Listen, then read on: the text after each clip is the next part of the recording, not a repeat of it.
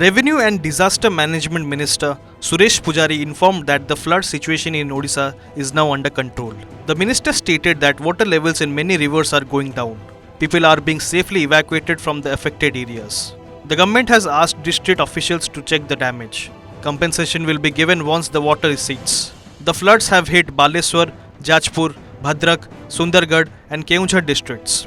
Jajpur is the worst affected, with 46 villages and 14 panchayats underwater. Bhandari Pokhari in Bhadrak district is also badly affected. Until families can return home, relief camps will provide free cooked and dry food. Baleshwar जिला प्रभावित होइछि, जाजपुर जिला प्रभावित होइछि, केदुझर जिला मध्ये आंशिक भाव में प्रभावित होइछि, भद्रक जिला मध्ये प्रभावित होइछि, सुंदरगढ़ जिले में मध्ये केतेक जगह रे किछि गाँ प्रभावित होइछि। सबुठु अधिक प्रभावित होइछि जाजपुर गाँव रे जिला रे, जो जिला रे प्राय 46 गोटी गाँ 14टी ग्राम पंचायत प्रभावित होइछि। भद्रक मध्य भंडारी पोखरी आदि ब्लॉक मध्य प्रभावित होइछि।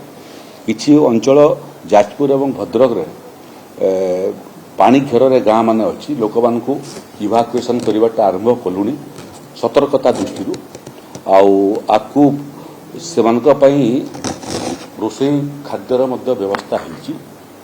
जलपतन कमिला परे जेतेबेले सेमाने निजको सुरक्षित अनुभव करिवे सेतेबेले जाकी सेमाने फेरिबे। सेमाने फेरिबा पर्यंत जेते घंटा लागू जेते दिन लागू सेमानकु सुरक्षित स्थान रे रखिबार दायित्व जिला प्रशासन को निर्देश दिया होइछि। सेतिरे रोषेई खाद्य ठारू आरंभ करी आवश्यक पड़ले ड्राय राशन मध्य लोक मानकु आवंटन हबो। डाक्तर मानकर मध्य व्यवस्था होइछि, वयस्क लोक मानकर व्यवस्था होइछि, शिशु मानकर फाई मध्य शिशु खाद्यर मध्य व्यवस्था होइछि। एबे संपूर्ण भाव में बन्या नियंत्रणाधीन अछि। जलपतन विपद संकुलर तले अछि किंबा विपद संकुलर टिके ऊपर अछि, स्थिर अछि, खसिबाटा आरंभ करिवो।